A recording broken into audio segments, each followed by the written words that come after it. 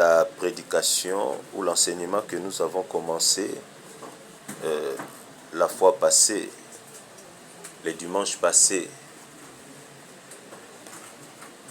Le dimanche passé, nous avons parlé de la sorcellerie.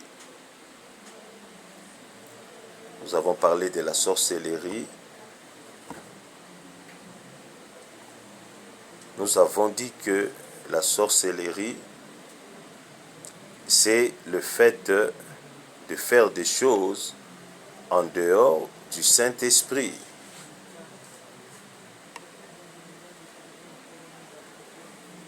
C'est ce que nous avons dit. La sorcellerie, c'est faire des choses en dehors du Saint-Esprit. C'est-à-dire faire les choses spirituelles en dehors du Saint-Esprit. C'est ça, pratiquer la sorcellerie. C'est ça, la sorcellerie tout court. Nous allons lire, comme la fois passée, le livre de Deutéronome au chapitre 18, verset 9 jusqu'à 14. Deutéronome 18, verset 9 jusqu'à 14. C'est le premier verset que nous allons lire aujourd'hui. Encore. Lorsque tu seras entré dans le pays que l'Éternel ton Dieu te donne, tu n'apprendras point à imiter les abominations de ces nations-là. Tu n'apprendras point à imiter les abominations de ces nations-là. Dieu parle des abominations, c'est-à-dire des mauvaises pratiques, des pratiques de la sorcellerie, des pratiques démoniaques, des pratiques sataniques. C'est ce que Dieu dit ici, ou appelle ici, les abominations. Dieu demande à son peuple, nous l'avons dit la fois passée, le Saint-Esprit demande au peuple de Dieu de ne pas faire la même chose, de ne pas faire les mêmes pratiques que le peuple de pays où ils allaient partir. Et Dieu dit que toutes ces choses que ces gens étaient en train de faire, ce furent des abominations devant lui. La sorcellerie est une abomination devant l'Éternel. C'est pourquoi nous, en tant qu'enfants de Dieu, nous devons haïr, je dis bien haïr la sorcellerie. Nous ne devons même pas avoir de complaisance à l'égard de ça. Nous devons avoir un cœur dur, méchant, spirituellement contre la sorcellerie. Parce que la sorcellerie est une abomination devant Dieu. Ce sont des pratiques que Dieu est. Comme Dieu est la sorcellerie, nous aussi, en tant qu'enfants de Dieu, nous sommes obligés ou nous devons haïr la sorcellerie. Un enfant de Dieu ne doit pas avoir de complaisance, de sympathie à l'égard des choses sataniques et particulièrement à l'égard de la sorcellerie. Tout enfant de Dieu, je dis bien, tout enfant de Dieu doit avoir de la haine contre la sorcellerie. Doit avoir un cœur dur spirituellement contre la sorcellerie. Regardez, il y a une différence entre la sorcellerie et les sorciers, dans le sens que la sorcellerie, ce sont des pratiques mauvaises que Dieu est. Mais un sorcier, c'est un humain qui pratiquent des choses que Dieu est, c'est-à-dire qui pratiquent la sorcellerie, des choses qui sont en abomination avec Dieu. Par conséquent, en tant qu'enfants de Dieu, nous devons haïr la sorcellerie en tant que pratique abominable devant l'Éternel. Mais nous ne devons pas haïr des sorciers, c'est-à-dire des gens qui pratiquent la sorcellerie. Nous devons avoir de l'amour, de la compassion pour eux, parce qu'ils sont dans l'ignorance. Mais cela ne veut pas dire que nous devons ou nous sommes obligés ou il faut que nous composions avec eux. Non, non. Ils peuvent faire leur chemin, que Dieu s'en souvienne. Ils peuvent faire ce qu'ils veulent, que Dieu s'occupe d'eux. Mais ce que nous devons combattre et haïr, ce sont les pratiques abominables que nous appelons la sorcellerie que Dieu est. C'est-à-dire les œuvres que les sorciers font. C'est cela, ce que nous devons haïr. Mais nous ne devons pas haïr ceux qui pratiquent la sorcellerie. Car Dieu est amour, nous aussi en tant que chrétiens, nous devons avoir de l'amour pour tout le monde. Mais cet amour que nous devons avoir pour un sorcier par exemple, ne veut pas dire que il faut que nous ayons de la complaisance avec ou dans ce qu'il est en train de faire. Non, non, non, non, non. Nous ne devons pas avoir de la complaisance avec ça. Nous devons haïr ce qu'il fait fermement dans nos cœurs. Qu'il soit mon frère, ton cousin, ton papa, ta maman, ton oncle, je ne sais quoi, ou je ne sais qui. Nous devons haïr la sorcellerie. Car Dieu dit que les œuvres de la sorcellerie, ou les œuvres que pratique un sorcier, est une abomination devant Dieu. Ce qui est en abomination devant Dieu, Dieu le hait. Dieu le hait. Alors, la fois passée, quand je parlais de ces sujets, c'était le dimanche passé, je vous avais dit ceci que quand on parle de la sorcellerie, il ne faut pas toujours que nous puissions nous rabaisser au niveau que, ou penser que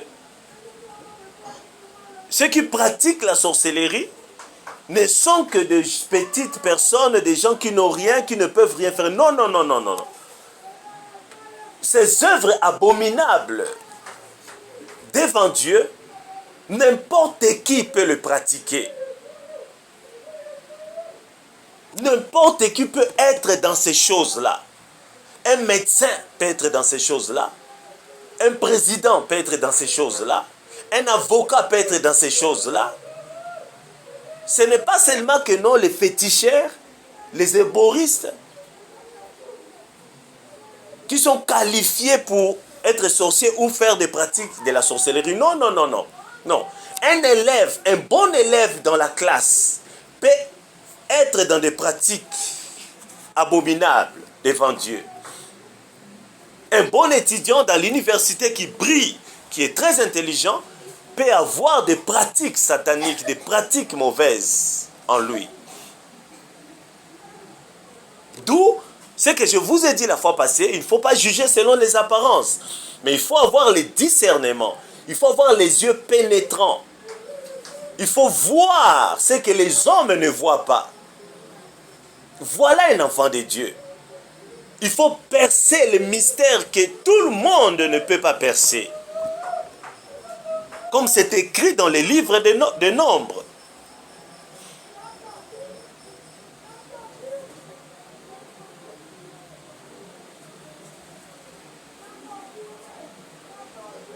Donc si nous avons des yeux qui sont capables de voir loin, de voir ce que les hommes ne voient pas, qui sont capables de voir au-delà plutôt, nous aurons de la connaissance. Nous ne serons pas dans l'ignorance.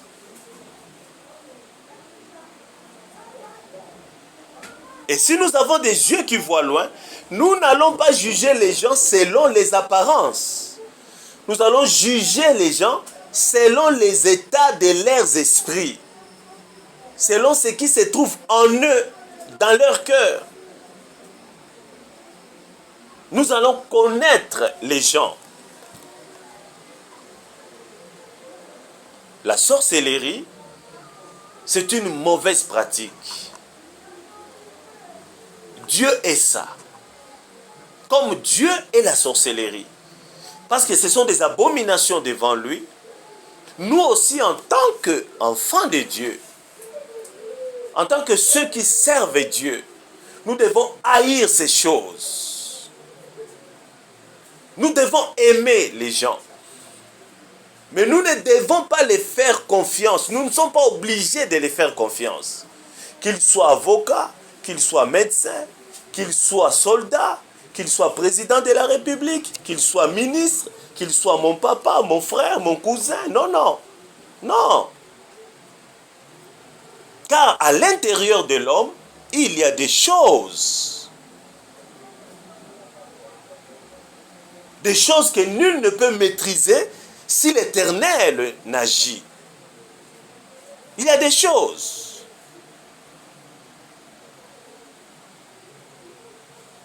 C'est pourquoi par sa grande sagesse, par la puissance de la vérité et la connaissance qu'il a, notre Dieu, pendant qu'il a sauvé Israël de l'Égypte, et pendant qu'il les dirigeait vers l'endroit où il devait les conduire, il leur a dit ceci: vous ne pouvez pas faire les choses que ces gens-là sont en train de faire.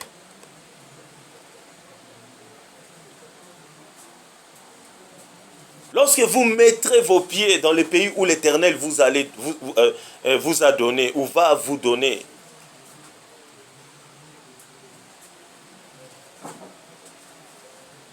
vous ne devez pas. Il ne faut pas imiter toutes les abominations, toutes les pratiques sataniques, toute la sorcellerie que tous ces gens que vous allez trouver là-bas plutôt sont en train de faire quoi? De faire.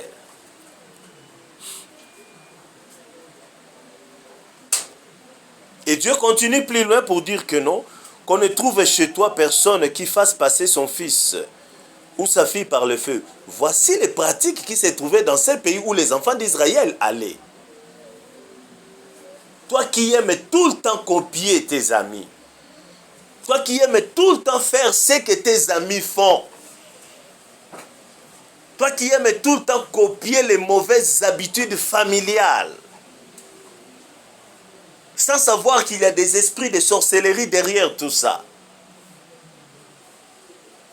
Tu aimes tout le temps répéter ce que les autres disent. Tu aimes tout le temps être avec les autres. Et ce qu'ils font,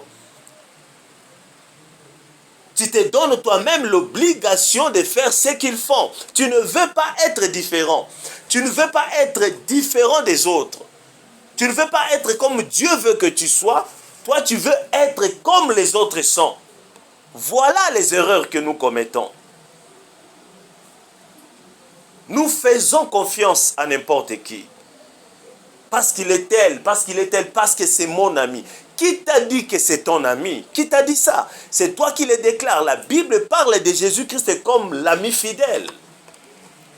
La Bible parle du Seigneur comme l'ami fidèle. Vous voyez, Dieu parle des pratiques sataniques. Il dit qu'on ne trouve chez toi personne qui fasse passer son fils ou sa fille par le feu. Mais est-ce que naturellement parlant, faire passer son fils ou sa fille par le feu est une pratique mensongère ou satanique? Non. Mais vous voyez, mais Dieu, en tant que Dieu, en tant que Père de la sagesse, source de toutes choses, nous fait voir que derrière ces pratiques-là, il y a ce qu'on appelle l'abomination, la sorcellerie. Oh non, vous voyez, dans notre famille, quand quelqu'un atteint un certain âge, on fait ça, on fait ceci. Non, non, non, non. C'est la coutume, mais c'est la coutume. Mais qui t'a dit que c'est une bonne pratique? Manque de discernement. Ces gens qui faisaient ce genre de pratiques les ont appris certainement de leurs aïeux, de leurs parents, de leurs aïeux. Ils ont appris que nous voilà dans notre territoire ou dans notre pays. Il faut à un certain âge, par exemple, faire passer les enfants au travers le feu, des choses comme ça. Certainement. Mais selon Dieu, toutes ces pratiques étaient des pratiques qui venaient tout droit du royaume des ténèbres, qui venaient de la sorcellerie. Aujourd'hui encore, nous, en tant qu'enfants de Dieu, nous sommes exposés devant toutes ces choses. Nos enfants sont exposés devant toutes ces choses. Nous regardons des films, nous regardons des dessins animés, nous voyons tout ce qui se passe. Il y a des incantations, des invocations, des pratiques sataniques dans des dessins animés. Il y en a beaucoup. Dans des films, beaucoup de films.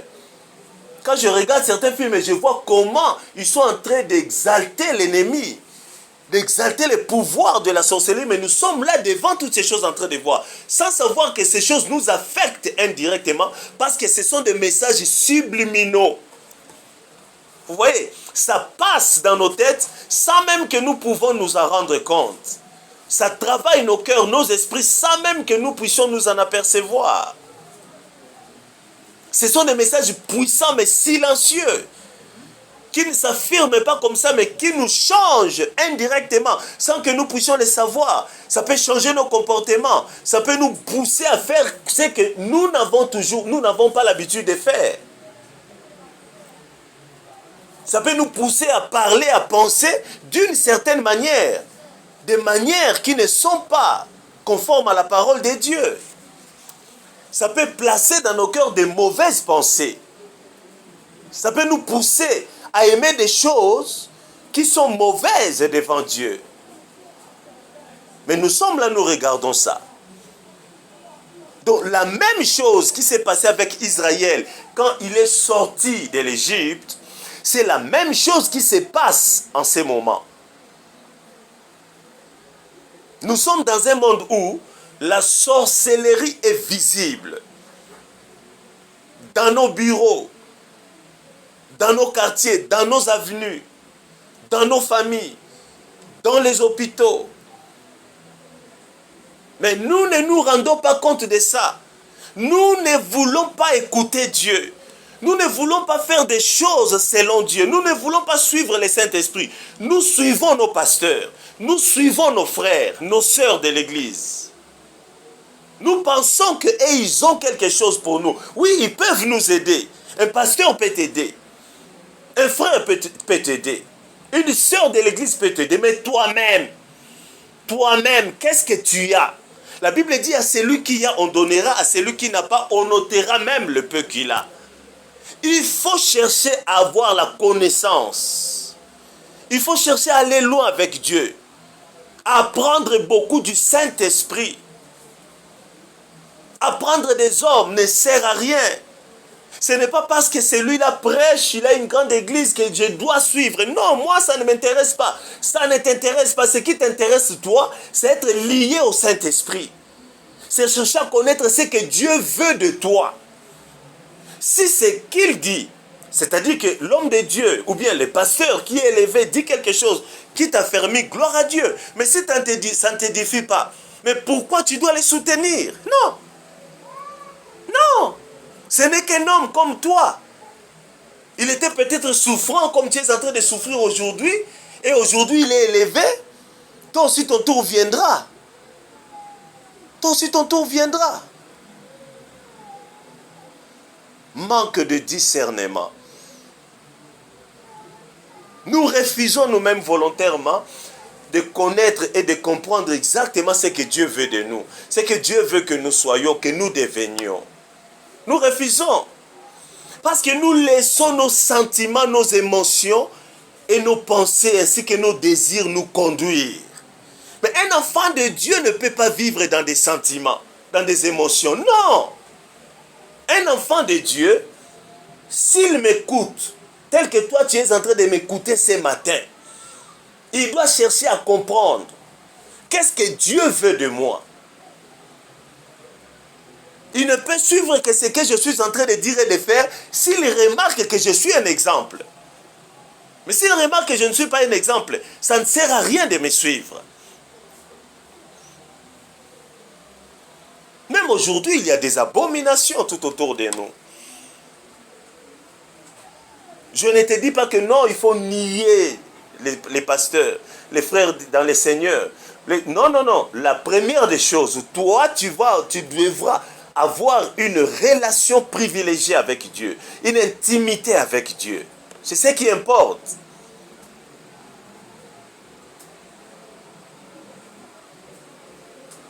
Si tu n'es pas fort spirituellement, si tu ne cherches pas à comprendre, si tu ne cherches pas à discerner, tu ne t'assois pas dans la parole de Dieu, dans les choses de Dieu, quand les problèmes viennent, ça sera difficile pour toi de combattre. Ça sera difficile. Tu peux combattre, mais tu combats dans la peur. Or, la peur ronge la foi. Quand tu combats, il faut combattre dans la foi. Parce que la Bible parle du combat de la foi que nous devons mener. Combattez le bon combat de la foi. Quand tu pries, tu dois prier avec foi, dans la foi.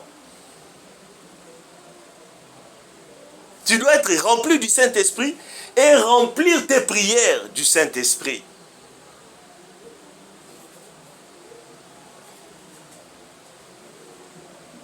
Le monde est mauvais. Si tu peux m'écouter ce matin, je te le répète. Le monde est méchant, le monde est mauvais. Le cœur de l'homme est mauvais, le cœur de l'homme est méchant. Seul Dieu connaît tout. Et ce que moi je dois faire, ce que toi tu dois faire en tant qu'enfant de Dieu, c'est beaucoup plus écouter Dieu que d'écouter les hommes.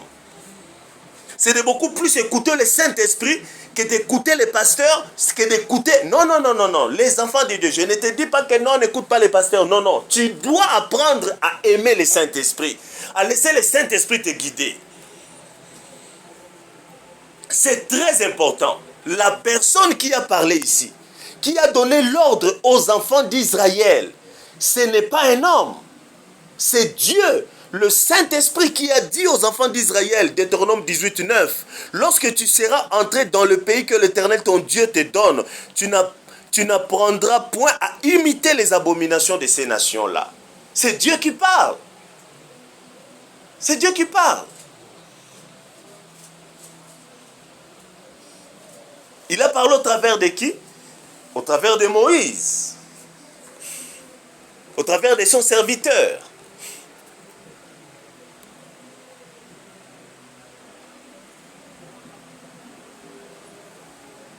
Et comment les enfants d'Israël savaient que non?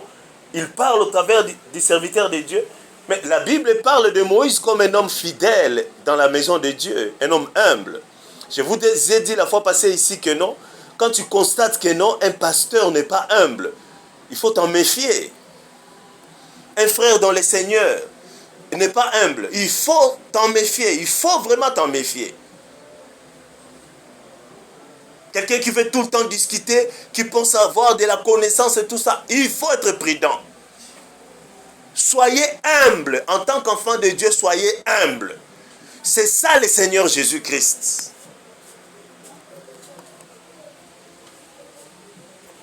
C'est ça notre Seigneur. L'orgueil ne vient pas de Dieu. Non.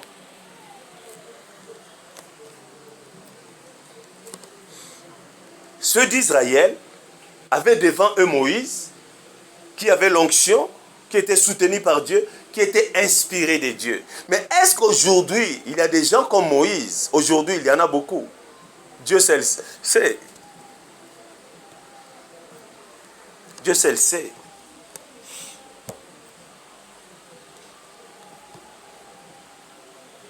Moïse était animé par des sentiments du Seigneur. La pensée du Seigneur. Il cherchait à faire les choses telles que Dieu lui demandait de faire. Il ne voulait pas faire le contraire.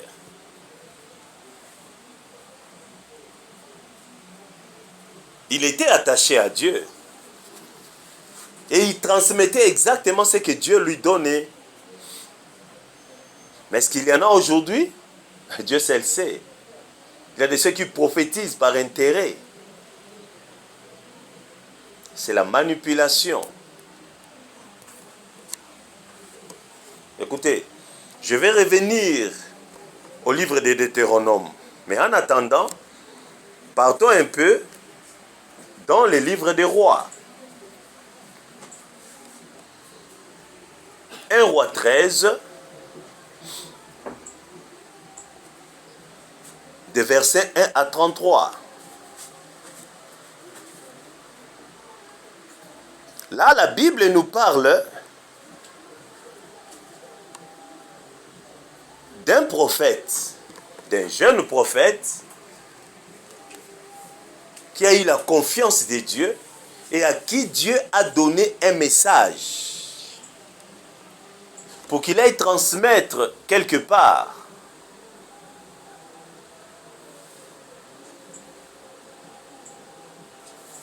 Ce jeune prophète avait écouté la voix de Dieu. Dieu lui avait parlé. Ce n'était pas Satan,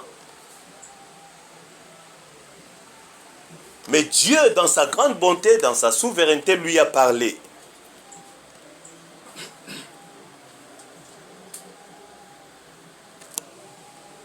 L'Éternel lui avait dit d'aller transmettre un message.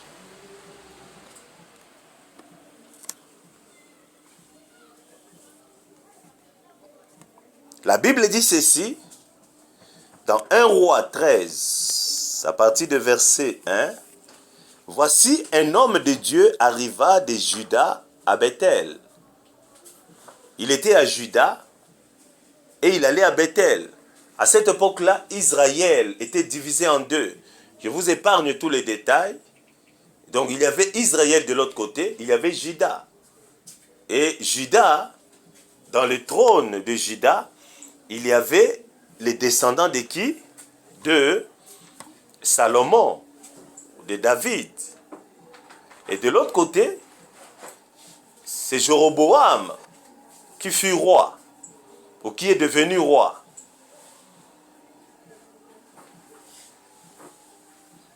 C'était le même pays, le même royaume, mais qui a été divisé en deux, qui avait deux trônes. Un trône était resté fidèle à Dieu et l'autre trône était parti de l'autre côté. Nous pouvons dire ça. Et qu'est-ce qui s'est passé? Le jeune homme a reçu un message du Seigneur Jésus-Christ. Dieu lui a dit, va à Bethel, quitte Juda et va à Bethel, tu vas prophétiser de telle manière. Le message que Dieu lui avait donné se trouve dans 1 roi 13:2. La Bible dit, il cria contre l'autel par la parole de l'Éternel et il dit, autel, autel, ainsi parle l'Éternel. Voici, il naîtra un fils à la maison de David, son nom sera Josias.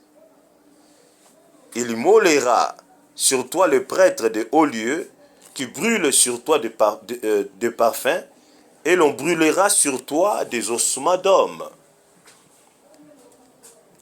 Et le même jour, il donna un signe en disant, c'est ici le signe que l'Éternel a parlé. Voici, l'autel s'effondrera et la cendre qui est dessus sera répandue. Lorsque le roi entendit la parole que l'homme de Dieu avait criée contre l'autel de Bethel, il avança la main de dessus de l'autel en disant, saisissez-le. Et la main que Jéroboam avait étendue contre lui devint sèche, et il ne put la ramener à soi. L'autel se fendit, et la cendre qui était dessus fut répandue selon les signes qu'avait donné l'homme de Dieu par la parole de l'Éternel. Alors le roi prit la parole et dit à l'homme de Dieu, implore l'Éternel ton Dieu et prie pour moi, afin que je puisse retirer ma main. L'homme de Dieu implora l'Éternel, et le roi put retirer sa main qui fut comme auparavant. Le roi dit à l'homme de Dieu, « Entre avec moi dans la maison, tu prendras quelque nourriture, et je te donnerai un présent. » L'homme de Dieu dit au roi, « Quand tu me donnerais plutôt la moitié de ta maison, je n'entrerai pas avec toi. Je ne mangerai point de pain, et je ne boirai point d'eau dans ces lieux. Car cet ordre m'a été donné par la parole de l'Éternel, tu ne mangeras point de pain et tu ne boiras point d'eau, et tu ne prendras pas à ton retour plutôt le chemin par lequel tu seras allé. » Donc ici, il s'agit d'un jeune homme de Dieu qui a reçu un message venant de l'Éternel pour le transmettre à un roi ou bien à l'autel de Dieu à Bethel. Et il y avait le roi. Et tout ce que l'homme de Dieu a dit, c'est réalisé. Et quand le roi a vu que ce que l'homme de Dieu avait dit, tu as lu avec moi, je dois aller vite. Quand le roi a vu que ce que l'homme de Dieu avait dit, c'est réalisé, le roi s'est repenti. C'est-à-dire ici, le roi commençait à pratiquer l'abomination dans la maison de Dieu. Le roi commençait à faire des choses sataniques. Que voulait le roi? Le roi voulait que lui devienne prêtre lui-même dans la maison de Dieu.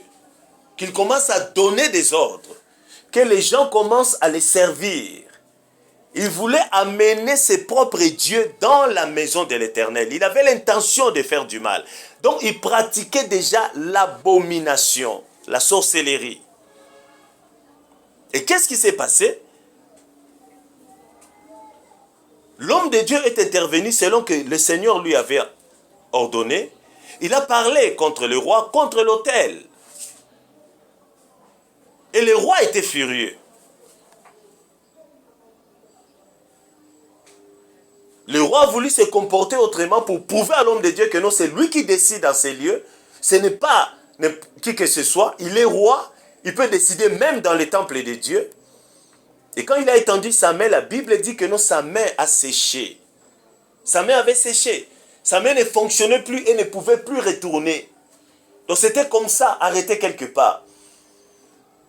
Puis le roi a eu mal. Vous voyez les enfants de Dieu. Nous devons être inspirés par Dieu. Et faire un effort de rester dans les choses de Dieu, malgré les combats, malgré les petites erreurs que nous pouvons commettre. Faire vraiment un grand effort de demeurer dans les choses de Dieu. Éviter la distraction. Éviter la multiplication des choses inutiles. Éviter de se laisser guider par n'importe quoi ou par n'importe qui. Il était guidé par Dieu. Il est venu délivrer un message. Qu'est-ce qui s'est passé? Le roi voulait se comporter différemment, contrairement à ce qu'il lui avait dit. La main du roi a séché. Et quand le roi a voulu retourner sa main, ça ne revenait plus. Puis le roi lui a dit, implore ton Dieu pour que je sois guéri. Il a imploré son Dieu et redevenir en ordre. Qu'est-ce qui s'est passé, les enfants de Dieu? Vous voyez, quand tu es dans les choses de Dieu, il faut que notre Dieu démontre à tout le monde que nous les servons réellement, que nous sommes ses envoyés. Si notre Dieu ne démontre pas aux gens que nous sommes ses envoyés, personne ne nous croira. Personne ne nous croira. La parole de Dieu doit être accompagnée par des signes et des prodiges. C'est pourquoi dans les livres des Actes, le Saint-Esprit dit que il se faisait beaucoup de miracles par le main des apôtres.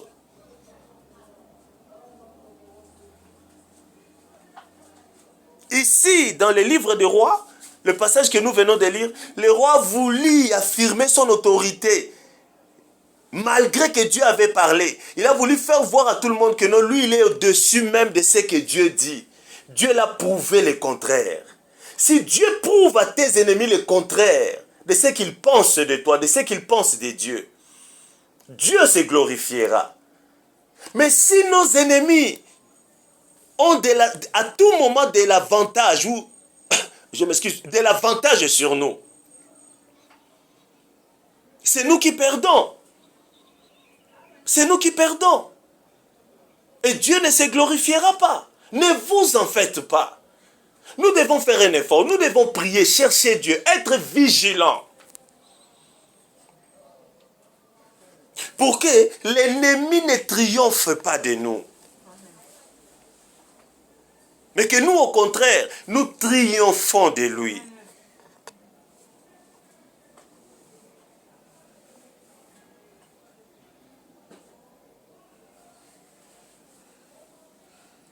Car la Bible dit, tu es pierre, sur cette pierre je bâtirai mon église. Même les séjours de mort ne prévaudront pas, point plutôt sur elle. Quand le roi a vu que il y a une démonstration de la puissance de Dieu, le roi s'est rétracté. Il a dit, non, il faut prier pour ton Dieu. Il faut que je redevienne normal parce que c'est la honte. Il a imploré son Dieu et puis il peut redevenir l'ordre. Or, quand l'homme de Dieu avait reçu le message de son Dieu, Dieu lui avait donné des directives. Je t'envoie en mission. Et lorsque tu seras en mission, ne fais pas ça, ne fais pas ça, ne fais pas ça. Vous voyez l'importance d'écouter Dieu.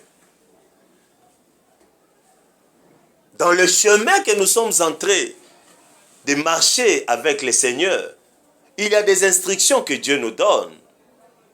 Papa Didier, ne fais pas ça. Planète, ne fais pas ça. David, ne fais pas ça. Est-ce que nous écoutons? Dieu lui avait dit, tu vas délivrer ces messages, mais lorsque tu seras là, tout ce qu'on va te donner ne touche pas. Parce que Dieu savait que le peuple de cette contrée-là était en abomination avec Dieu. Tout l'argent, tous les vêtements, tous les bonheurs, tout ce que ces gens possédaient, Dieu savait que ce peuple-là était en abomination avec Dieu. C'est-à-dire que quelque chose n'allait pas spirituellement. Mais en apparence, tout le monde pouvait penser ou croire que, je m'excuse, les choses allaient. Non, les choses n'allaient pas. Si Dieu avait envoyé son homme pour faire ce qu'il devait faire là, c'est parce que Dieu avait constaté que non, les choses ne marchaient plus comme auparavant. C'est-à-dire qu'il n'était plus dans les choses de Dieu telles que Dieu voulait. Parce que le roi qui est devenu roi, il est devenu roi en Israël par prophétie. Mais quand il est devenu roi, il a cherché maintenant que tout le monde commence à le servir, que tout le monde commence à l'adorer. Et lui voulait être la tête, il voulait installer ses dieux à lui, à Bethel. Donc il voulait faire des pratiques abominables.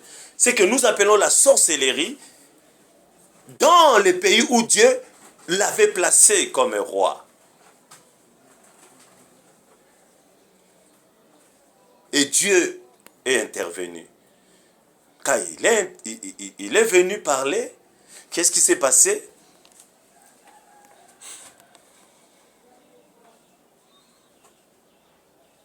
Des choses se sont passées.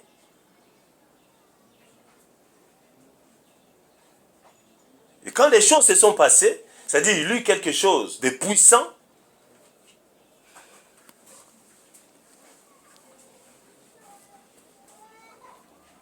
le roi a dit à l'homme de Dieu, comme j'ai vu que tu es avec Dieu, et Dieu est avec toi, voilà, je t'offre ceci. Nous avons lu. Je t'offre ceci. Tu peux venir chez moi, dormir, manger, faire ce que tu veux. Et avant d'aller, je vais t'offrir des présents, puis tu vas rentrer chez toi. Regardez. Le chemin que Dieu lui avait interdit, c'est le même chemin que l'ennemi, que la sorcellerie l'a proposé. Vous voyez? Tout ce qui apparaît brillant, beau, propre, attirant, ne veut pas dire que c'est bon pour nous. Non. Ne veut pas dire que c'est bien pour nous.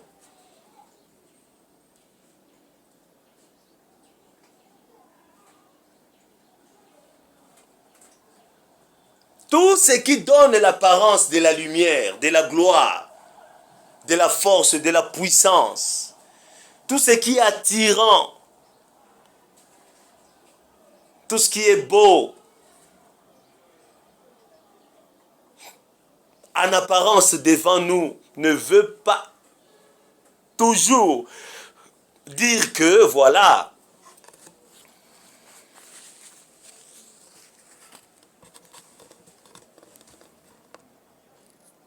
Dieu est là. Ou ne veut pas toujours dire que non, voilà, c'est le chemin de Dieu. Ou ne veut pas toujours dire que non, c'est bon pour nous. Non. Dieu lui avait averti.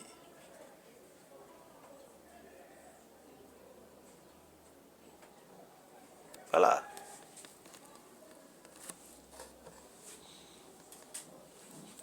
Dieu l'avait averti, lui avait dit que non, tu ne toucheras à rien. Tu es mon homme. Là où tu vas, tu ne touches à rien. Il a été averti par Dieu. Les choses que Dieu lui avait dit, c'est exactement ce que le roi lui avait dit. Oh, tu dors chez moi, je te donne à manger. Alors qu'en quittant Juda pour Bethel, le Seigneur lui avait dit, tu vas en Gêne et tu retournes en Gêne. Mais il est arrivé là, on lui propose la nourriture. Et étant jeune dans les choses de Dieu, entre guillemets inexpérimenté, parce que c'est l'esprit qui donne l'expérience. Et qu'est-ce qui s'est passé? Qu'est-ce qui s'est passé? Il a dévoilé les secrets que le Seigneur lui avait dit. Non, vous savez, je ne peux pas faire ça, je ne peux pas faire... Il fallait qu'il se taise. Je ne peux pas manger, je ne peux pas faire ceci, je ne peux pas faire ceci. Il fallait qu'il se taise. Il a expliqué exactement ce que le Seigneur lui avait dit. Il a expliqué à qui? Il a expliqué au roi. Le roi qui était dans la sorcellerie, dans la magie, dans l'abomination. Il a expliqué au roi. Le roi étant païen, n'étant pas un homme dans les choses de Dieu, regardez. Le roi a dit, ok, tu m'as donné l'information que Dieu t'avait donnée, je te laisse partir, rentre chez toi alors.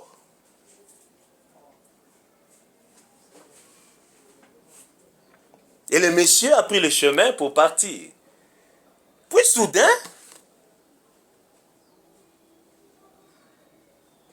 la Bible dit ceci. Or, il y avait un prophète qui demeurait à Bethel. Ses fils vinrent lui raconter toutes les choses que l'homme de Dieu avait faites à Bethel ce jour-là et les paroles qu'il avait dites au roi.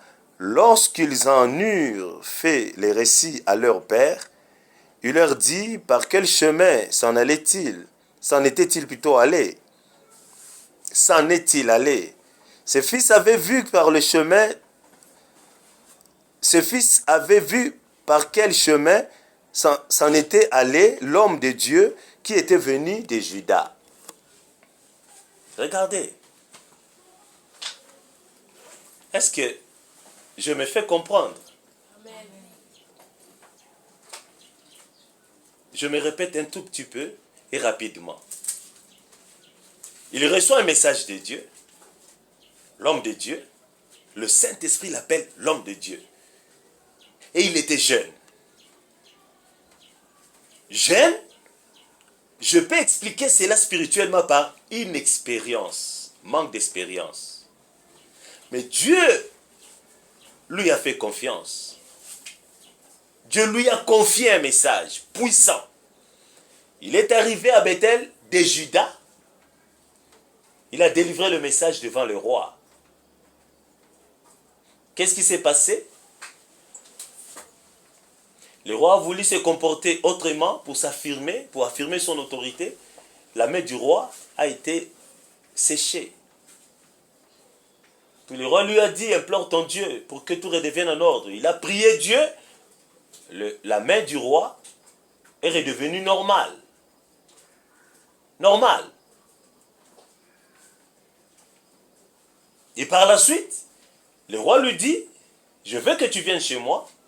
Je te donne à manger, je te fais des cadeaux, comme ça tu rentres. Puis il dévoile au roi ce que le Seigneur lui avait dit. Non, non, je viens ici, je ne touche à rien.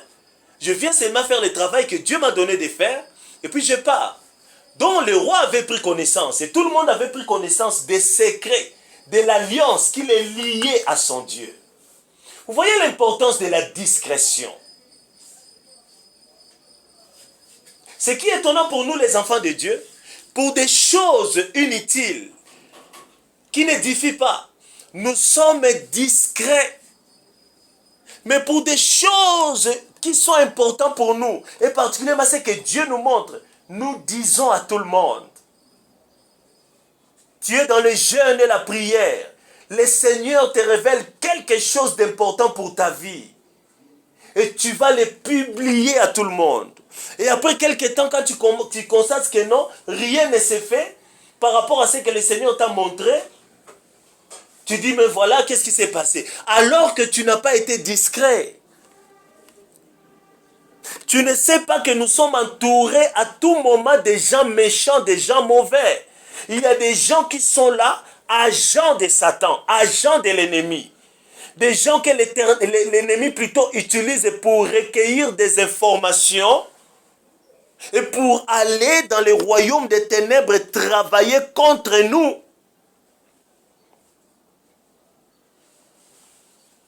Est-ce que c'est important, si tu veux te marier, que tu publies à tout le monde?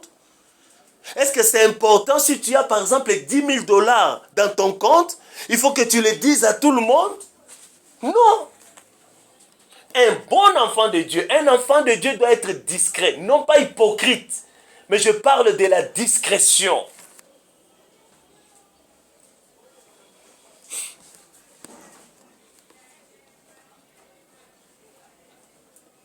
Il a eu un message venant du grand Dieu, le roi des rois. Il a fait des choses conformément à la parole qui lui a été adressée. Et ça a été accompagné par des signes. Mais dans son expérience, il a dévoilé les secrets que Dieu lui avait dit. Tu vas en jeûne, tu retournes en jeûne et ne touches à rien. Vous voyez, on parle d'un vieux prophète, d'un petit prophète, ou d'un jeune prophète. Vous voyez, j'ai touché ces passages parce que je vous ai parlé des pasteurs. Non pas des hommes de Dieu, mais des pasteurs. Parce que les erreurs que nous commettons, c'est quoi? Nous pensons que parce que nous regardons ces messieurs à la télé, nous pensons qu'il est plus grand que tout le monde. Non! Je ne dis pas qu'il faut les repousser, non, non. Il faut écouter tout le monde avec discernement. Il faut avoir de l'intelligence. La Bible dit à votre foi, il faut ajouter la connaissance, l'intelligence et tout. La foi ne travaille pas sans intelligence. La foi ne travaille pas sans connaissance. Non! La foi ne peut pas travailler dans l'ignorance. Non, la foi ne travaille pas dans l'ignorance. Sans connaissance, la foi ne sera pas efficace.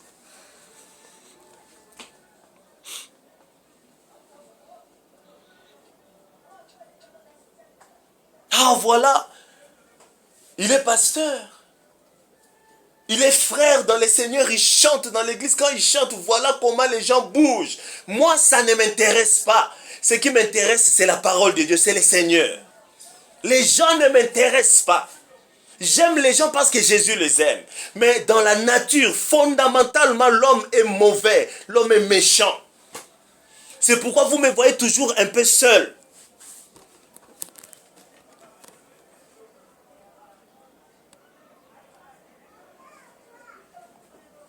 J'en ai des tas d'amis. J'en ai beaucoup. Païens, tout comme pasteurs, serviteurs de Dieu, frères dans le Seigneur, beaucoup. Mais je regarde tout le monde au loin.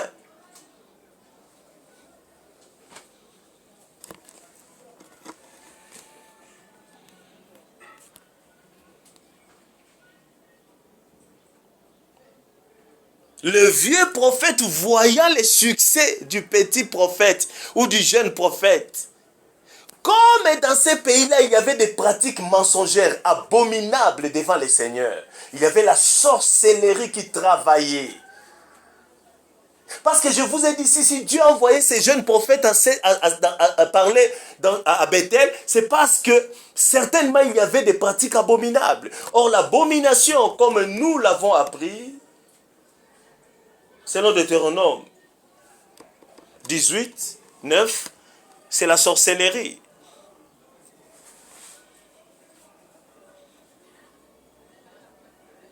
Ce jeune prophète a dévoilé ce que Dieu lui avait dit. Je connais un homme de Dieu qui fut très puissant ici en Afrique. Il faisait des choses extraordinaires, des choses inouïes dans cette génération. Il y a à peine quelques 5 ans ou 6 ans qu'il a quitté le monde. Mais il est allé gêner au début de son ministère à 29 ans. Il a gêné pendant longtemps. Dieu lui a parlé. Il a vu l'apparition du Seigneur. Mais jusqu'au jour où il est parti sous terre, même sa femme ne connaissait pas les paroles que Dieu lui avait dit. Il a gardé ces paroles-là comme un secret.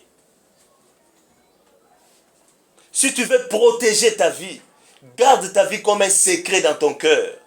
Si tu veux protéger ta famille, garde ta famille comme un secret dans ton cœur. Si tu veux me protéger, garde-moi comme un secret dans ton cœur.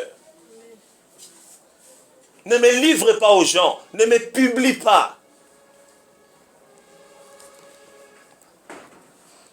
Vous voyez, pendant qu'il parlait, les jeunes prophètes, or il y avait des agents de Satan. Oui, je vais le dire clairement. Il y avait les enfants du vieux prophète qui étaient là. Ils voyaient tout ce qui s'est passé. Ils ont pris le message. Ils ont rapporté à leur papa, le vieux prophète. Et leur papa dit, mais c'est ça exactement. Ah, ce petit est venu dans mon terrain. Il est venu me prendre ma place, mon succès. Voilà la sorcellerie. La haine, la jalousie.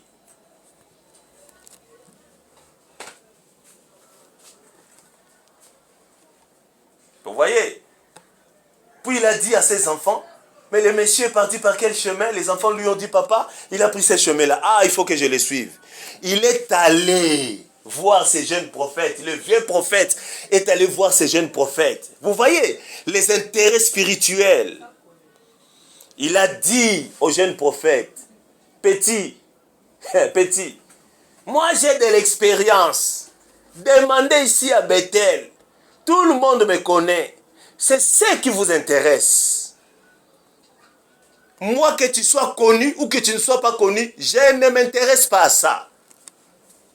Ce qui m'intéresse, c'est le Jésus, c'est Jésus, c'est Jésus. Comme Papa Olang disait, Jésus, Jésus, Jésus, à tout moment, Jésus. C'est ça les mots qui m'intéressent, c'est ça la personne qui m'intéresse. Jésus.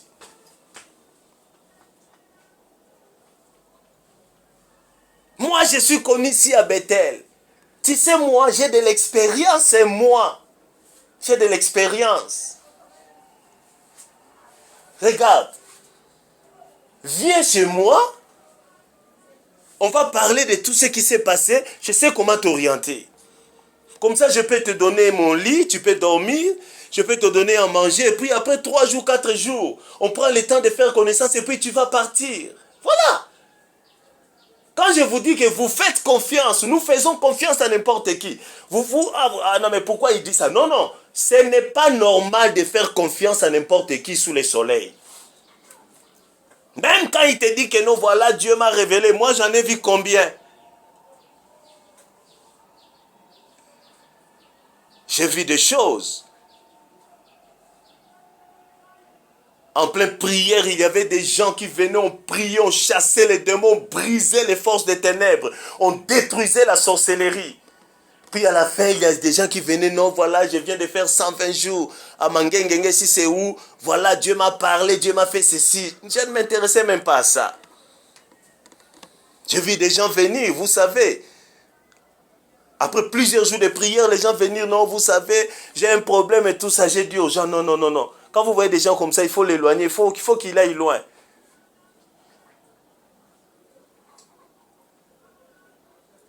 Non, parce que je n'ai pas vu avec les yeux des hommes, je vis avec des yeux spirituels.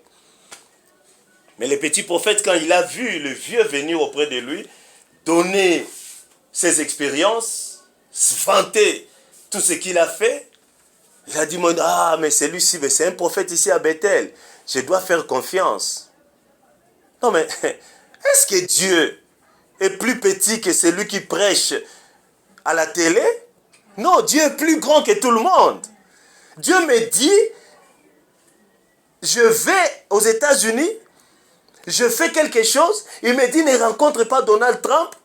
Puis après quelques jours, des gens viennent me dire que non, voilà, viens ici, tu vas rencontrer le président des États-Unis. Alors que Dieu m'avait dit, quand tu vas là-bas, et il m'avait bien dit, ne les rencontre pas, ne les vois pas. Non, je ne les vois pas. C'est un homme, il passera. La Bible dit, tout passera sauf la parole de Dieu. Vous n'êtes pas ferme dans votre caractère. C'est pourquoi les gens jouent avec vous. Vous n'êtes pas fort dans les caractères. Vous voyez, même quand tu dis rien, il faut que quand quelqu'un te voit, qu'il sente en lui-même quelque chose. Il faut que tu lui communiques, tu lui communiques quelque chose.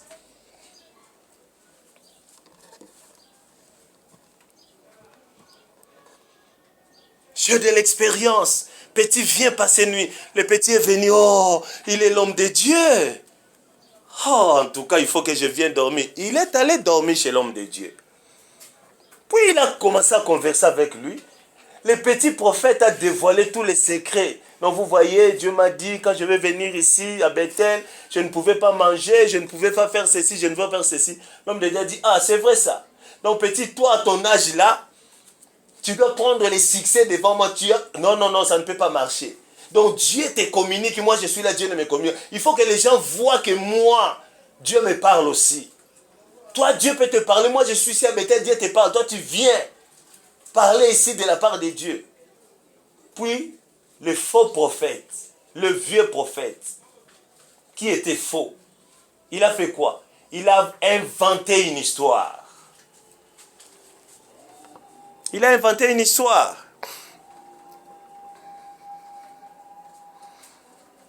Vous savez l'histoire qu'il a inventée? Il lui a dit que non, pendant que je dormais, lisez les passages de 1 roi 13 que je vous ai donné. 1 roi 13. Non, le Seigneur m'a, pendant que je dormais, un ange m'est apparu. L'ange m'a dit que voilà, toi, tu vas venir, il faut ceci, il faut que tu prennes le temps d'être avec moi, de passer tout ça. Regardez, lisez tout ce qu'il a dit. La Bible dit ceci. La Bible dit ceci. Or, il mentait. Ça, c'est Dieu qui dit ça. La Bible dit que l'homme de Dieu, c'est-à-dire le pasteur là, lisez ça dans 1 roi 13, 18. Regardez. Et il lui dit, moi aussi, je suis prophète comme toi. Et un ange m'a parlé de la part de l'Éternel et m'a dit, ramène-le avec toi dans ta maison et qu'il mange du pain et boive de l'eau. La Bible dit, il mentait. Anokosae, il mentait.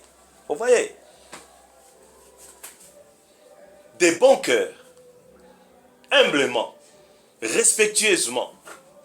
Comme c'est un vieux, comme il a de l'expérience plus que moi, je lui fais confiance. Mais voilà, lui il a menti. Quelle était la suite? Le petit prophète qui devait rentrer sain et sauf de là où il venait, il a été tué par un lion. Il a été détruit. Vous voyez? C'est ça la sorcellerie. Quand je vous dis que même dans l'église de Dieu, il y a des sorciers qui viennent. Dans nos églises, aujourd'hui, il y a des sorciers. Ils chantent. Ils écoutent la parole. Ils font tout ce que les frères, les véritables enfants de Dieu peuvent faire dans l'église. Mais comme nous n'avons pas de discernement, comme il n'y a pas de puissance au milieu de nous, comme l'esprit ne travaille pas, ou n'agit plus au milieu de nous, ils sont à l'aise. Ils sont en train d'envoûter les serfs, de maudire d'autres personnes. L'église a des problèmes, on a des difficultés, on a tout le temps des problèmes. Et quand on vous prêche la parole, ah, pourquoi il dit ça? Les gens fuient. Parce que les sorciers sont en train de contrôler les esprits des gens dans les églises.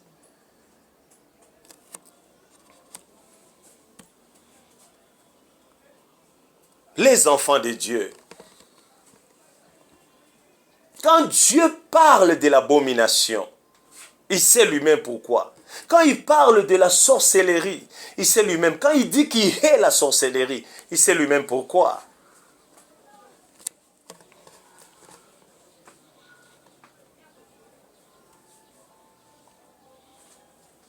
Quand il nous demande d'aimer,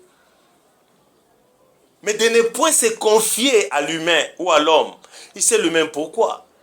Je veux t'aimer, je peux t'aimer, mais je ne veux pas te faire confiance. Pour que je te fasse confiance, il faut que je te connaisse bien. C'est-à-dire qu'il faut que Dieu me révèle ce que tu es. Si Dieu ne me révèle pas ce que tu es, je dois être prudent. Je dois être sur mes gardes. Vous voyez comme vous là. Comme je vous prêche la parole, je suis avec vous à tout moment. La plupart d'entre vous, je vous connais. Donc je sais que Oyo, celle-là, elle est comme ça. Celui-là, il est comme ça. Donc, comme je le connais, même dans ses erreurs, donc je peux lui faire confiance. Jésus nous aime. Je vous dis, Dieu nous aime. Vous voyez? Mais si je ne connais pas personne, je ne connais pas la personne, il veut nous protéger. Je me confie à lui. C'est pourquoi il nous dit ce genre de choses. Je ne me confie pas à lui. Incline ta tête plutôt. Dis merci à Dieu. Au nom de Jésus-Christ. Deutéronome 18. Ah Seigneur, mon Dieu. La sorcellerie est une grande méchanceté. La sorcellerie a des apparences louables. Mais le fond, la réalité, c'est le mensonge et la mort.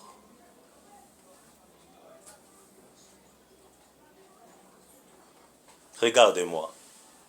Est-ce que tu veux mourir? Hein? Tu veux être détruit? Ah, voilà. Mais pourquoi tu ne veux pas être détruit? Vous voyez ce qui s'est passé dans 1 Roi 13, que nous venons de lire là, que je viens d'expliquer aussi. C'est ce qu'on appelle la manipulation. La sorcellerie dans la manipulation. Il a manipulé les faibles. Il a manipulé l'homme de Dieu. Hier, j'étais quelque part avec un ami avocat. Je ne sais pas pourquoi aujourd'hui je parle trop des pasteurs. Hein? Moi, je ne suis pas plus pur, plus saint que eux. Non. Moi, je ne fais que parler. Dieu sait ce que je suis. Dieu lui-même sait. Dieu sait. J'étais avec un ami, je parlais avec lui. Il m'a dit que non. Il était avocat d'un pasteur, localement ici. Mais des choses qu'il m'a dites. Mais je ne sais pas qu'est-ce que je peux dire. Il m'a dit, mais j'ai participé à les réunions. Comme j'étais avocat de ces pasteurs-là, J'étais tout le temps avec lui, j'étais dans sa maison, j'étais parfois quand il était avec ses amis, parce qu'on avait des choses à se dire. Mais c'est que j'écoutais de mes oreilles. Je me demandais si ces gens servaient Dieu ou servaient Dieu. C'est ça ce qu'il m'a dit. Moi, je ne faisais que l'écouter. Je ne voulais pas faire trop de commentaires parce que je ne peux pas juger les gens. Moi, ce que je suis en train de faire ici, je ne juge personne. Je mets en lumière plutôt, ou à la lumière, non, en lumière, ce que Dieu me révèle. Je l'étale devant tout le monde.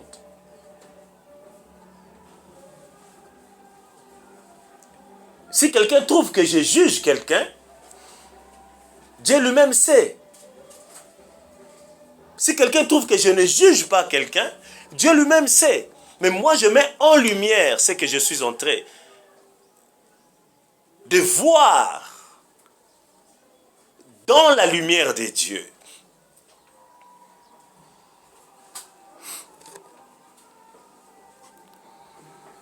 Deutéronome 18, verset 10. C'est là où nous nous sommes arrêtés. Qu'on ne trouve pas chez toi personne qui fasse passer son fils ou sa fille par le feu. Donc je vous ai dit que non, ce genre de pratique, en apparence comme ça, ce n'est pas une mauvaise pratique. Ah non, ce sont des cérémonies tout simplement. Mais Dieu nous fait voir ici que non, c'est une abomination devant lui. Et Dieu lui-même sait pourquoi il interdit ça. Et les enfants d'Israël, au moment où ils devaient arriver dans le pays que le Seigneur devait leur donner, en voyant ce genre de pratiques, ils pouvaient se dire que non, mais ça, c'est rien du tout. Ce n'est que normal. C'est leurs habitudes, c'est leurs coutumes. Mais qu'est-ce qui s'est passé? Dieu leur a dit que non.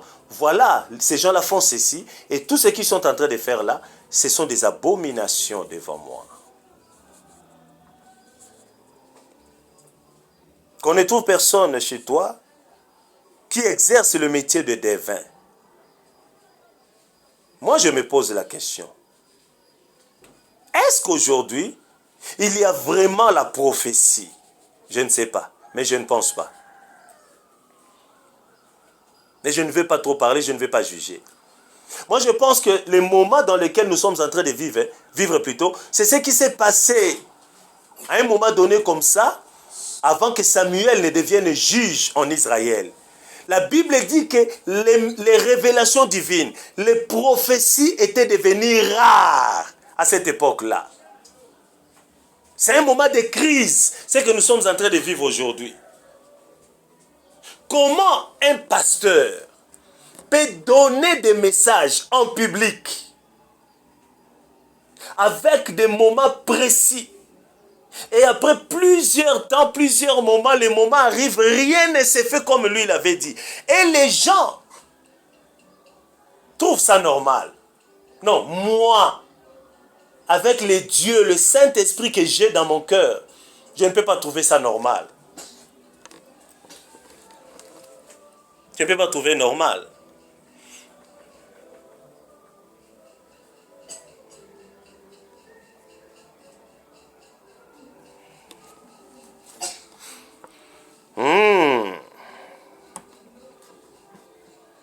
Moi, je pense qu'aujourd'hui, il y a beaucoup plus de devins. Je vous ai parlé l'autre fois d'un frère que j'ai encadré, qui doit être maintenant, je ne sais pas, en Afrique du Sud ou en Europe, je ne sais pas. Je dois bien me renseigner.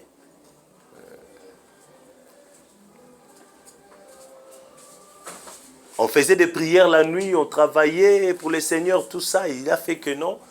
Avant que notre église commence, il y avait l'une de ses sœurs, je ne sais pas si c'est sa cousine, sa nièce, je ne sais pas, qui commençait à venir à prier avec nous. Et puis quelques temps après, la femme en question, ou sa sœur là, a commencé à l'amener dans une autre église.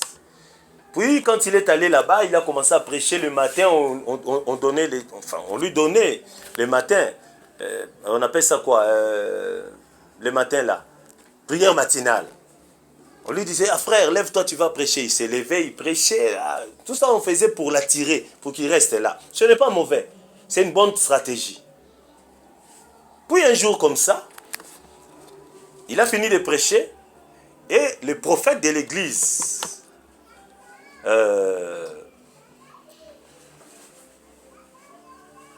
avait fait un voyage quelque part et puis il est revenu ici en Afrique, il est revenu. Quand il est revenu, quand il a fini de prêcher un certain matin comme ça, le prophète avait la réunion avec, enfin, je ne sais pas, ses serviteurs, je ne sais pas comment appeler ça, les frères de l'église, voilà. Et qu'est-ce qui s'est passé maintenant? Pendant qu'il avait fini de prêcher et que la réunion de l'autre côté continuait, il s'impatientait, puis il s'est dit que non, il fallait qu'il faut que je parte. Puis il s'est dit, bon voilà, je me rapproche d'eux pour les signaler que non, voilà, je suis en train de partir, pour leur dire ça. Puis il s'est rapproché. Quand il s'est rapproché, il a entendu maintenant le prophète de cette église-là en train de quoi? Avec un ton ferme, parler aux gens qui travaillaient avec lui. Vous pensez vraiment que non, les gens viennent dans cette église, hein, pour vous? Que les gens viennent dans cette église, hein, parce que nous prêchons la parole? Non, les gens viennent ici. Regardez, moi je suis Ngunza. Vous connaissez Ngunza? Donc, le monsieur disait ça. Moi je suis Ngunza. Les gens viennent ici. Mon père était Ngunza. Moi je parle des choses. C'est l'esprit de Ngunza qui est en moi. Et c'est ça ce qui attire les gens. Ne pensez pas que les gens viennent ici parce que vous prêchez la parole, parce que vous faites ça. Non, non, non. Les gens viennent ici parce qu'ils viennent, ils veulent écouter ce que l'esprit de Ngunza.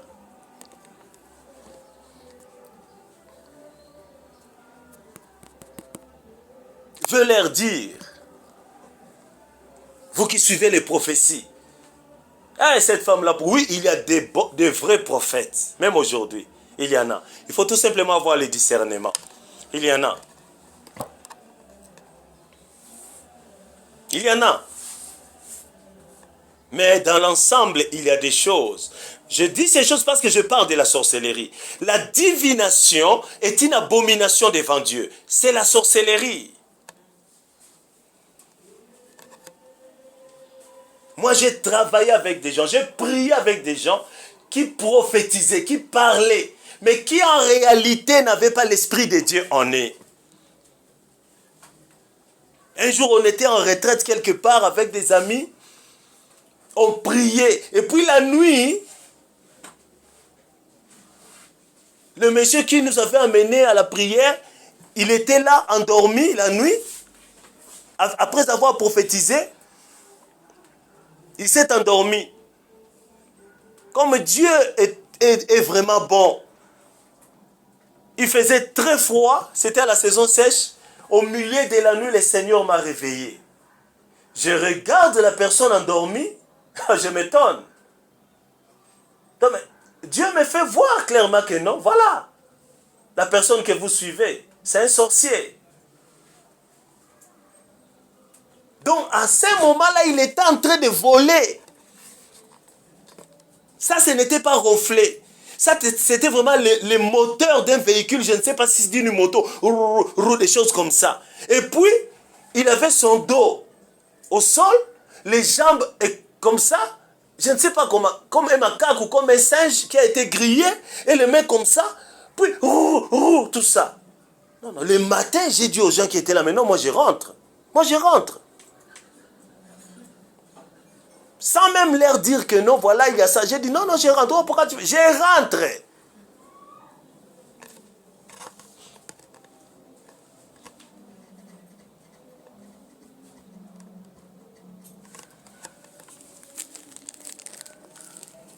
Pasteur, prophète, Asa prophète Nabiso, ce n'est pas mauvais. Moi, je n'en disconviens pas.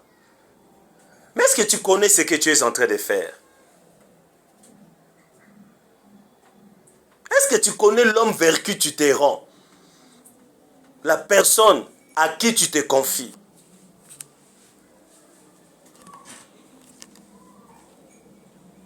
La Bible dit, laissez-vous conduire par le Saint-Esprit. La Bible dit, celui qui est conduit par le Saint-Esprit est fils de Dieu. Écoutez bien la parole. Soki français ezaka mwa pasi pono yokana bandela. Oyo atambwisami na Saint-Esprit aza fils. Aza mwana nzambe te maza fils. C'est-à-dire, il est comme Jésus dans le Seigneur. Celui qui est conduit par le Saint-Esprit n'est pas enfant de Dieu, mais fils. Celui qui est sauvé par le Saint-Esprit est enfant de Dieu. Mais celui qui est conduit, dirigé par le Saint-Esprit, est dans la confiance du Père, comme Jésus-Christ. Il y a une différence plutôt entre enfant et fils, selon la loi hébraïque.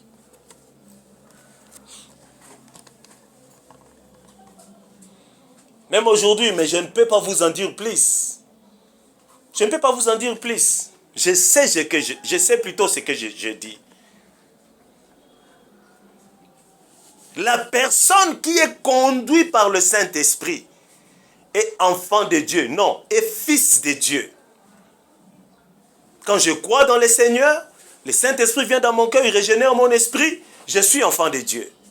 Mais si le Saint-Esprit me dirige, là je suis dans la confiance de Dieu, je suis fils de Dieu. C'est pourquoi je vous ai dit ici, un enfant de Dieu doit avoir la connaissance de la parole de Dieu selon le Saint-Esprit.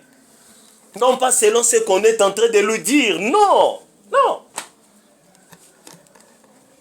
Non.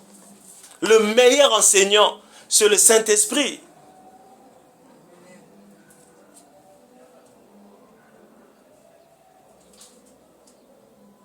Qu'est-ce que Éliou a dit à Job? Éliou a dit à Job que c'est le Saint-Esprit qui donne quoi? L'expérience. Mais pourquoi vous ne faites pas confiance à l'Esprit de Dieu? Pourquoi? Qu'on ne trouve pas chez vous quelqu'un qui exerce le métier de devin. La divination est une abomination. L'astrologie. Vous voyez, il y en a dans les dessins animés. Nous laissons nos enfants regarder les dessins animés. Et nous pensons que nous leur rendons service. Ok. Ok. Regardez, moi je regarde. Je vois des choses avec la connaissance que j'ai du monde et surtout la connaissance que j'ai dans le Seigneur. Je vois des choses magiques, la sorcellerie, des pratiques magiques dans des dessins animés. Il y a certains dessins animés qui sont justes, qui sont propres. Je peux par exemple citer un Tom Sawyer. Vous voyez, c'est une histoire qui reflète tout simplement l'histoire des États-Unis. Mais tout ce que nous sommes en train de voir là, regardez. Regardez les chaînes aujourd'hui, regardez. Comme les dessins animés de Tintin, il n'y a pas vraiment grand-chose de mauvais, tout ça. Mais regardez les autres. Tout ça, il y a des incantations, tout ça. Et ce sont des messages subliminaux.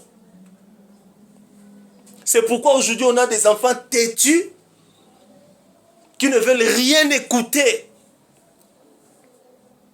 Rien.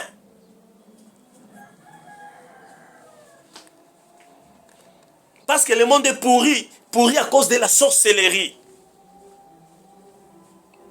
Je vous ai dit que non, il y a la sorcellerie partout.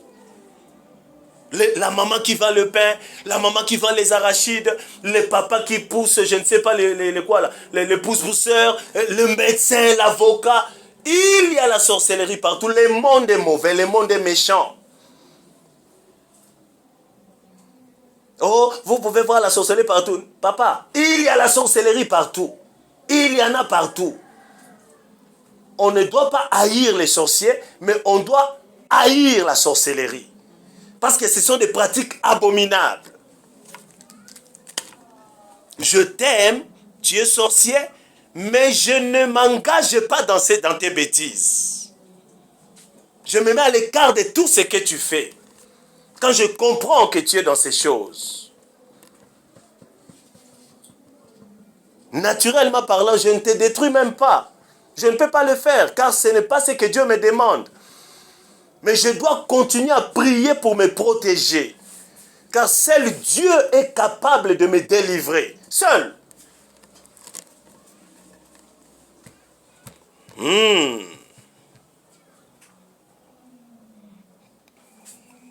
qu'on ne trouve personne chez toi qui exerce d'augure, de la magie ou des magiciens, d'enchanteurs, personne qui consulte ceux qui évoquent les esprits. Vous voyez? J'ai écouté une histoire, ça doit faire longtemps. Une sœur venait dans une église, puis elle est partie faire des choses, tout ça, dans le monde des ténèbres. Et elle est revenue dans l'église. Elle a témoigné que Dieu l'a bénie. Et l'église a loué Dieu. Oh, Nzamba Saleli a Pamboli. Ah, quoi? Vous voulez que je m'arrête? Hein? Vous voulez que je m'arrête, hein? Ah, je parle trop, hein? Hein? Ok. Voilà, je vais m'arrêter. Regardez comme j'ai transpiré. Le courant est parti, il fait chaud, mais nous sommes là pour Dieu. Nous sommes là pour les seigneurs. Nous sommes là pour le Saint-Esprit. Personne qui consulte ceux qui évoquent les esprits ou disent la bonne aventure. Personne qui interroge les morts.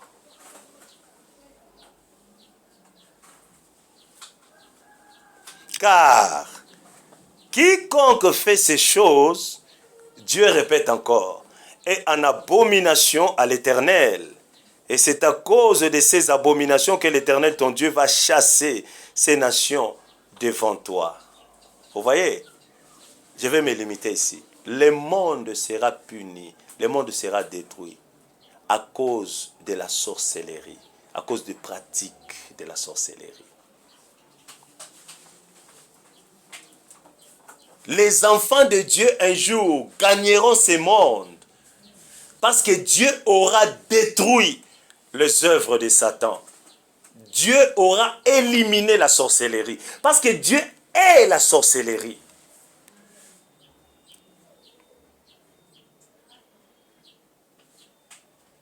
Je te dis ceci. Ne vois pas seulement la sorcellerie chez ton voisin. Ta maman peut aussi être sorcière. Ton papa aussi peut l'être. Ton cousin aussi. Ton enfant aussi. Ne vois pas seulement la sorcellerie chez la maman qui vend du pain. Non.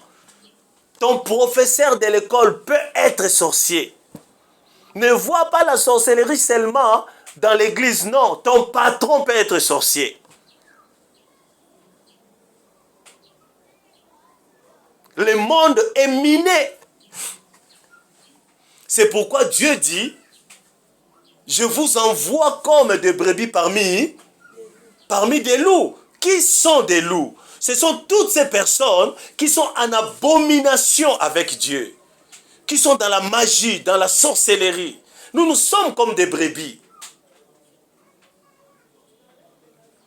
Discernez la parole, comprenez ce que le Saint-Esprit dit.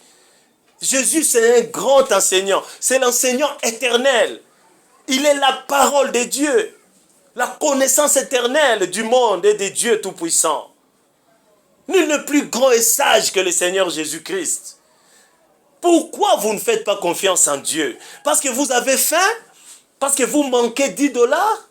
C'est quoi 10 dollars? C'est quoi? Est-ce que les riches, quand ils vont au tombeau, ils ont besoin d'argent? Pourquoi ne comprenez pas vous que tout va passer? Pourquoi? Pourquoi?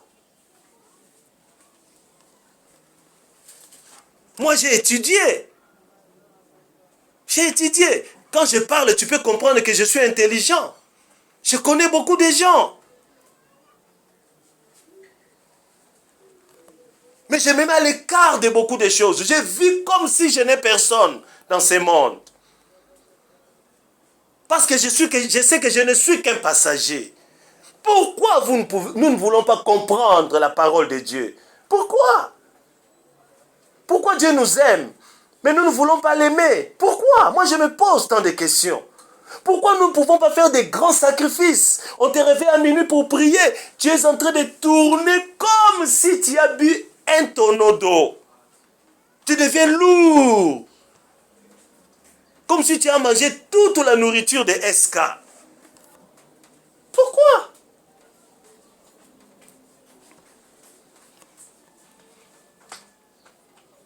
Mon Dieu. Mon Dieu.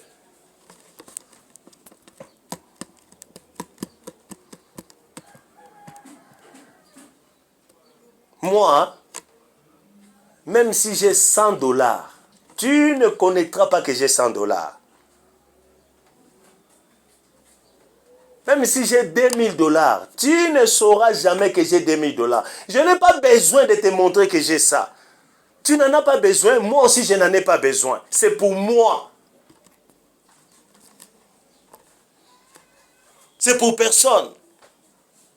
C'est pourquoi vous voyez, même avec les voitures d'occasion, un jour j'étais avec une jeune fille, je lui ai dit, mais tu sais combien ça coûte les Range Rover que les gens utilisent ici?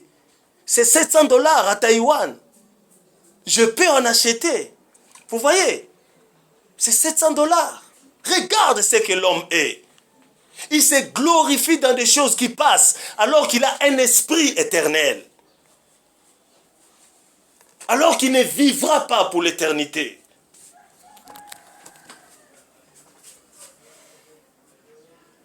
Et nous ne savons pas que derrière tout ça, il y a les forces des ténèbres qui nous manipulent. Qui veulent que nous placions nos yeux dans des choses qui ne durent pas. Au lieu de placer nos yeux dans des choses qui durent.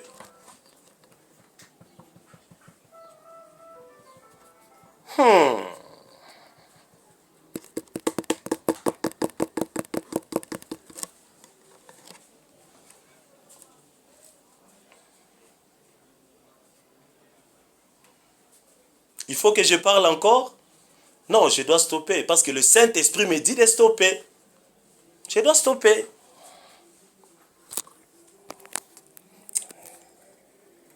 Remercie ton Dieu.